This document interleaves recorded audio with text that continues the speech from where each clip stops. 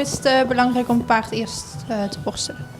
Gewoon vanwege als je het zadel dadelijk erop legt, dan als daar zand of zo zit, dan kan die schuurplek krijgen. Dus als je het dekje, dat gaat er dan overheen schuren en dan krijgen ze van zo'n vieze vlekken. En ja, het ziet er sowieso wel iets verzorgder uit. En ja, je gaat zelf ook in de douche, dus dat is bij een paard ook gewoon hetzelfde. Vindt het paard het ook fijn dan om eerst gewassen te worden? Ja, ik vind het fijn. Waarvoor zijn de beschermers die je nu omdoet? Bescherming voor de pezen hier, want hij kan zich met de achterbenen hierachter raken. Het is eigenlijk net zoals bij voetballers dat ze scheenbeschermers hebben, je bepaalde ook scheenbeschermers. En heb je voor jezelf dan ook wat? Nee, ik heb zelf geen bescherming. Ja, je hebt je cap die je op hebt als je valt, maar verder. En jij zegt pony, maar voor mij is het een paard. Waarom noemen jullie dit een pony? Het is een E-pony. Vanaf de 1,58 dan is het een paard. En deze is 1,56 is hij, dus hij is nog pony.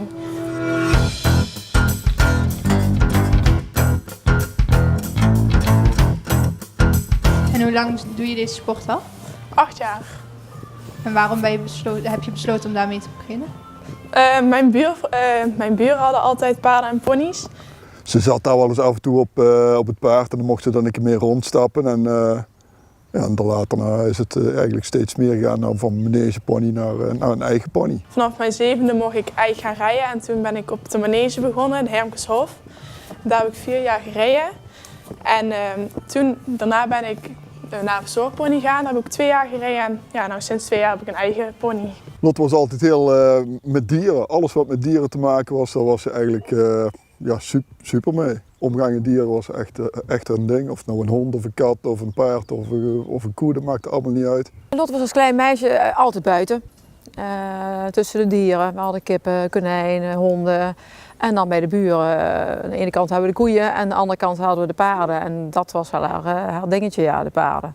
Dan ging ze, als ze even kon, ging ze daar naartoe. En dan, met verzorgen, met de meiden die daar toen rijden, deed ze altijd helpen. Ze stond echt de hele tijd te popelen om maar op paardrijles te mogen. En uiteindelijk met 7 jaar mocht ze eindelijk naar de manege beginnen met paardrijden, ja. En wat vind je nou het allerleukste aan het paardrijden, ponyrijden? Ik denk gewoon dat je echt een band hebt met je paard. En ook gewoon op wedstrijd gaan, de strijd, ook gewoon met iedereen is heel gezellig. En, ja.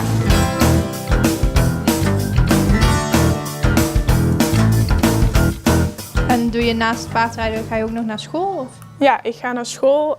Ik zit nu in het 3e jaar en op Cita Verde College in Horst.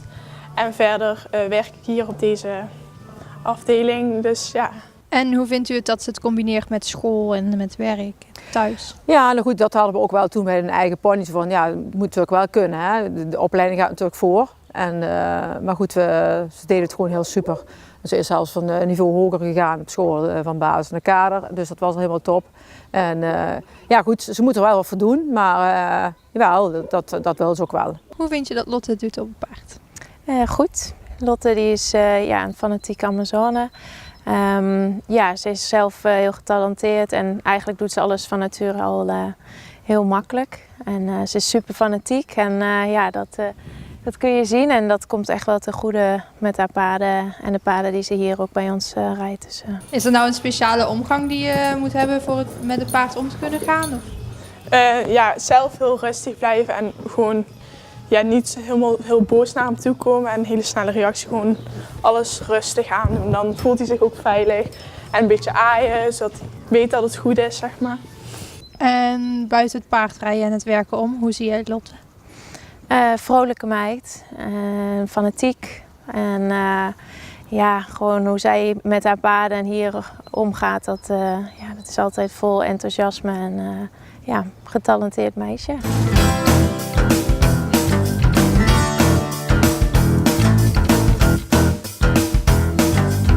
En waar moet je bij het rijden nou heel erg op letten? Gewoon dat het goed loopt, dat het paard zich ontspannen en veilig voelt bij je. Ja, gewoon.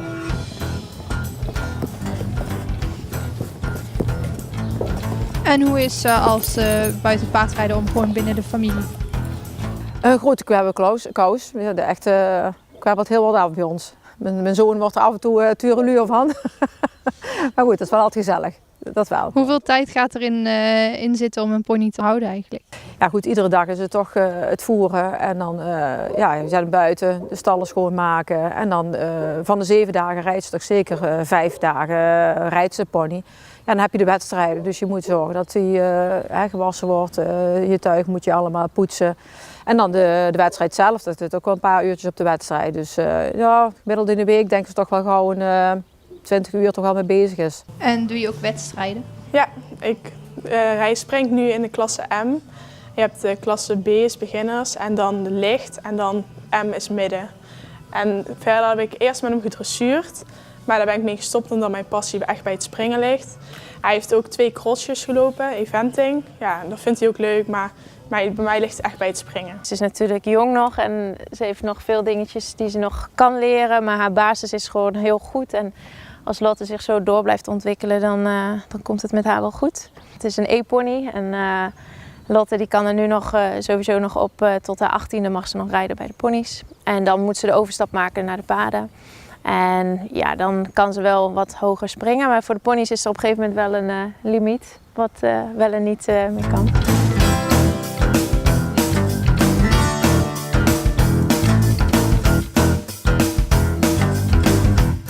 Bent u trots op Lotte, wat ze heeft bereikt? Ja, super trots. Want deze pony ook hebben we gewoon gekocht, die kende eigenlijk niks. Dus die moest ook alles leren en dat heeft ze allemaal zelf gedaan. Dat is natuurlijk wel heel erg mooi. En dan, vorig jaar zomer werd ze dan Nederlands kampioen in haar klasse. Ja, dan ben je wel heel erg trots, moet ik zeggen. Ja, Ja, zeker. Als vader mag je er best trots op zijn als je Nederlands kampioen kan worden. Ja. Gaat u ook altijd mee naar de wedstrijden? Meestal wel, ja. Iemand moet er rijden, dus of vader of moeder is daar door de Sjaak voor. Maar meestal ga ik wel mee, ja. Zijn er nog dingen die je in de toekomst graag wil bereiken? Ik zou heel graag bij de jongrijders willen gaan rijden, maar ja, we zien hoe het gaat lopen. Dus wel eigenlijk richting dierenartsassistenten toch iets met dieren. dat heb ik ook tegen haar gezegd. Ik ben echt een dierenmeid en alles wat ze met dieren aanraakt, daar heeft ze een klik mee. En, dus toen ze dierenassistent wilde worden, had ik gezegd van ja, dat past ook echt bij jou. Ja.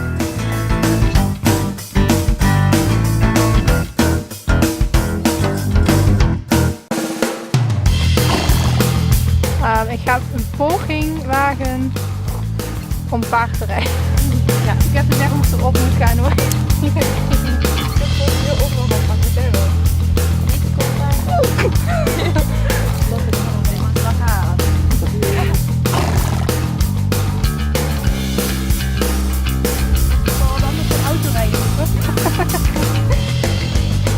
Een paardhuis tegenwoordig? Ja, dan kan me zo rijden voor een auto. Nou, wie weet. Ooit krijg je talent.